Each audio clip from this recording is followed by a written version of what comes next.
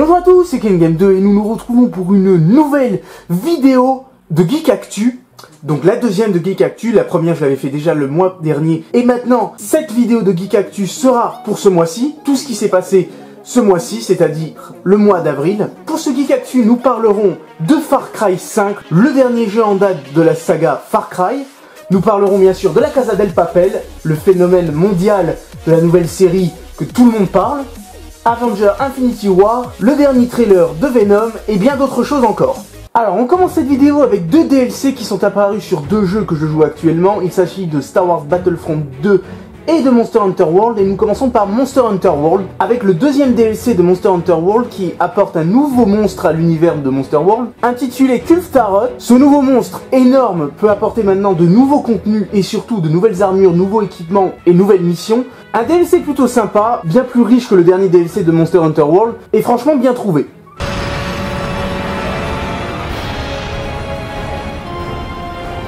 Pour Star Wars Battlefront 2, c'est un nouveau mode de jeu qui vient d'être instauré, ainsi que de nouveaux skins pour héros et soldats. Un nouveau mode assez sympa, mais malheureusement qui sera apparemment éphémère. Un mode consistant à traquer des Ewoks à travers la nuit d'Endor. Un nouveau mode plutôt sympa, plutôt immersif, puisqu'il s'agit de jouer soit en troisième personne avec les Ewoks, soit à la première personne avec les Stormtroopers, dans une ambiance plutôt réussite et plutôt inattendue dans l'univers Star Wars, bien qu'à l'avenir, j'espère que d'autres DLC beaucoup plus enrichissants voient le jour. Pour ce qui est des trailers, nous parlerons bien sûr de Venom, la bande-annonce surprise de cette année, puisque enfin, ça y est, on voit enfin à quoi va ressembler le personnage de Venom, ou plutôt la créature, le symbiote de Venom. Un film qui m'a l'air vraiment très étrange, étant donné que le film ne fait même pas partie de l'univers normalement Marvel. C'est un film que je n'attends pas forcément, mais bon, qui sait, peut-être le film sera plutôt intéressant, et j'espère de toute manière sera fidèle aux origines de Venom, l'anti-héros de Spider-Man.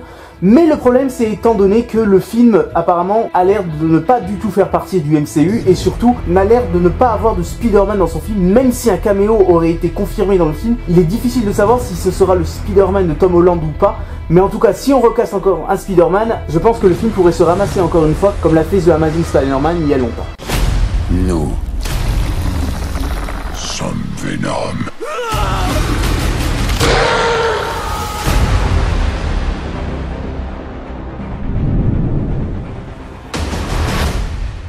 Autre bonne annonce, il s'agit bien sûr de Jurassic World 2, le cinquième opus des Jurassic Park, deuxième opus de Jurassic World. Ce deuxième opus a l'air bien plus terrifiant et bien plus sombre que l'était le premier opus, mais est-ce que ce ne serait pas le Jurassic Park de trop et surtout un Jurassic Park qui se ramasse ni plus ni moins? Le premier Jurassic World avait très bien marché, aussi bien financièrement qu'au niveau critique, mais est-ce que ce Jurassic World sera à la hauteur de son prédécesseur? La réponse en juin.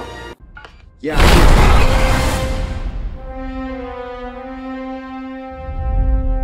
Sinon, côté Predator et Bumblebee, alors est-ce que... Ben non, on n'a toujours aucune nouvelle de bande-annonce, on n'a absolument rien, on n'a aucune image, rien n'a été filtré. Il semblerait au CinemaCon que des images auraient fuité, mais aucune image au grand public n'a été encore révélée, et les promesses que Shane Black aurait dit sur Twitter qu'une bande-annonce devait voir le jour entre le 23 et le 26 semblent être parties en éclats. Mais personnellement, je l'ai bien pris.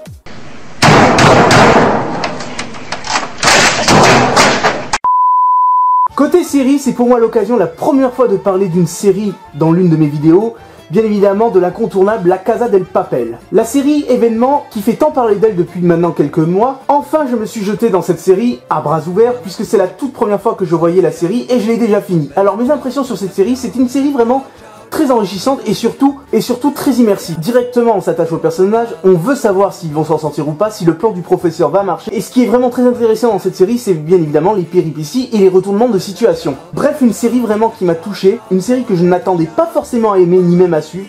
Mais en vue des circonstances et en vue de la hype autour de toute cette série, je dois dire que je suis vraiment très satisfait. Une série que je n'ai pas forcément l'habitude de regarder, puisque je suis plutôt dans des séries fantastiques ou de science-fiction, mais je dois dire que vraiment cette série m'a vraiment bluffé et surtout captivé. Une saison 3 a été prévue pour l'année prochaine de 2019, je dois dire que je suis assez inquiet de voir ce que ça va donner, puisque clairement la série a été prévue pour une seule, normalement, saison, mais a été étendue bien évidemment pour 2 saisons, bien sûr pour le fric, mais la troisième saison a l'air d'être encore plus ancrée pour le fric, puisque officieusement, l'histoire de la Casa del Papel est finie et je voudrais bien savoir ce qu'ils vont raconter dans la saison 3. Tout ça pour dire que je regarde d'un mauvais œil cette saison 3 qui, à mon avis, ne sera en aucune façon aussi captivante que l'était des 2 saisons. Ce mois-ci, j'ai eu aussi l'occasion de regarder pour la première fois Jumanji, Bienvenue dans la jungle. Et je dois dire que le film est plutôt quelconque. Bon, après je m'y attendais un petit peu, c'est bien pour ça que je ne suis même pas allé le voir au cinéma. Je suis un grand fan du film Jumanji sorti avec Robbie Williams, qui a bercé bien sûr mon enfance. Mais c'est vrai que ce film est, dirons-nous, une sorte de reboot un petit peu étrange, puisque il n'est plus question que le jeu sorte en fait dans la vie réelle, mais plutôt que la vie réelle rentre dans tout simplement dans le jeu vidéo.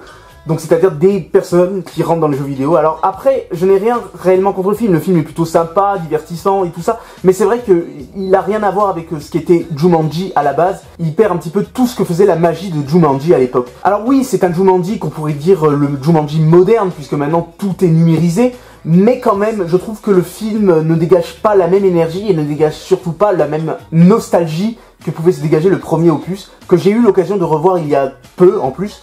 Donc on peut même pas parler de premier opus puisque c'est carrément un reboot. Je ne peux que vous encourager à le voir et faire votre propre opinion, mais pour moi c'est clair que c'est pas très bon. Quand je l'ai regardé, c'était un jour où je m'ennuyais, donc je me suis dit pourquoi pas regarder ce film, puisque j'en ai entendu tellement qu'il parlait de ce film et qu'en plus le film a plutôt bien marché apparemment au box-office.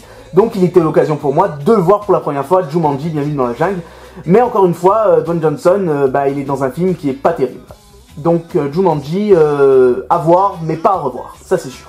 Pour ce qui est des sorties du cinéma, je pourrais vous parler du biopic de Pablo Escobar, mais on va surtout parler de Avengers Infinity War, le film événement de cette année, qui à mon avis clairement va battre tous les records et va tout pulvériser au box-office. Bon, bien évidemment, le film m'a énormément plu, même s'il est clair que le film a des défauts et que pas mal de personnes pourront le confirmer au fur et à mesure, m'a totalement conquis et je vous invite à regarder mon appréciation si vous n'avez pas encore vu ce que je pense réellement du film. Pour faire une critique rapide sur le film, je dois dire que le film m'a vraiment captivé. Pour moi, certains plans qui ne marchent pas forcément.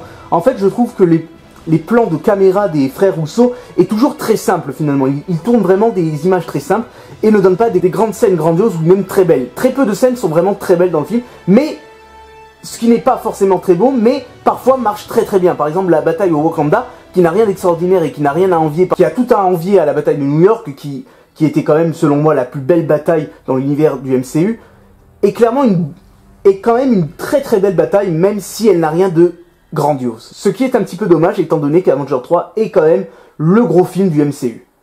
En tout cas, pour moi, c'est un grand oui.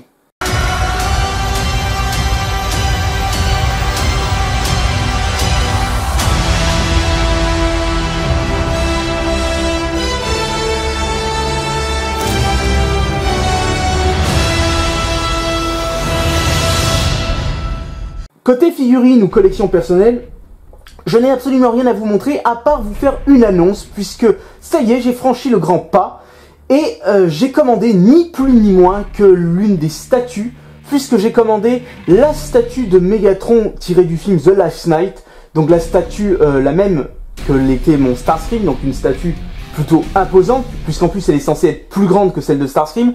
Donc je vous montre un petit peu les images comme ça. Alors cette statue est prévue normalement pour le mois de octobre, donc je pense pas l'avoir avant octobre, novembre ou même décembre. Donc vous verrez tout simplement ma statue quand je la recevrai, puisque j'ai l'intention bien évidemment de faire un unboxing sur ma statue quand je la recevrai. Donc voilà, je suis vraiment impatient de la recevoir, même si je sais malheureusement que je ne l'aurai qu'à la fin de l'année. Je sais que c'est un énorme financement, mais voilà, ça fait quelques mois que je me réserve pour cette statue et j'ai enfin franchi le pas, et étant donné que Megatron est mon personnage préféré et que la forme qu'il a dans The Last Knight est ma préférée, j'ai franchi le pas et on aura ça à la fin de l'année. Et je finis cette vidéo bien sûr avec le jeu événement de ce mois-ci, je parle bien sûr de Far Cry 5. Alors Far Cry 5 est vraiment un jeu que j'ai vraiment pris beaucoup de plaisir à finir, puisqu'effectivement à l'heure actuelle j'ai fini le jeu, mais c'est vraiment un jeu que j'ai vraiment beaucoup aimé. Je n'ai pas joué à tous les Far Cry, et c'est vrai que j'avais beaucoup aimé Far Cry Primal, qui sortait un petit peu du genre tiré avec des armes et tout ça. Je trouvais ça intéressant d'aller sur une époque qu'on ne connaissait pas forcément. Mais ce nouvel épisode m'a vraiment beaucoup hypé, avec un méchant plutôt charismatique et vraiment des lieux et des personnages plutôt sympas. Un graphisme vraiment au top, et surtout un multijoueur plutôt enrichissant, puisque j'ai pu finir le jeu avec mon ami Alex, et c'est vrai que j'ai pris beaucoup de plaisir dans ce jeu. Je trouve que malheureusement le jeu ne dure pas très longtemps du moment où vous jouez avec un pote, puisque vraiment à ce moment-là vous êtes tellement hypé par le truc que vous commencez à y jouer des heures et des heures, avec parfois malheureusement des répétitions un peu trop prononcées à mon goût, et des facilités scénaristiques, mais le jeu reste quand même très sympa et vraiment très addictif. Après, est-ce que c'est un jeu que je rejouerai? Forcément, je ne pense pas, étant donné que j'ai déjà platiné le jeu. Je ne pense pas pouvoir y rejouer, mais en tout cas, c'est vraiment un jeu que je recommande à tous ceux qui n'ont pas encore franchi le pas, et surtout d'y jouer avec un ami, puisque c'est tout l'intérêt de jouer à ce jeu. Est-ce pour autant le meilleur de la série? Je ne sais pas, étant donné que je n'ai jamais joué au 3. Oui, je sais, c'est une aberration, mais je dois dire que pour l'instant, ça reste l'un de mes préférés, à n'en pas douter. Not without a fight.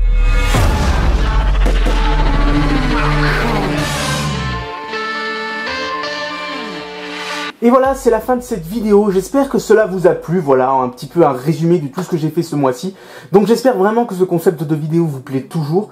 Même si je dois avouer que la première vidéo n'a pas si bien marché que ça. Mais étant donné que j'ai dit que je le ferai, alors maintenant je vais me lancer dans ça et on verra bien. Après, j'ai l'intention de faire ça pour l'instant tous les mois. Mais si vraiment je vois que ça n'intéresse vraiment personne, donc peut-être qu'à un moment j'arrêterai, je vais vraiment essayer du moins d'arriver jusqu'à la fin de l'année et voir un petit peu ce que ça donne.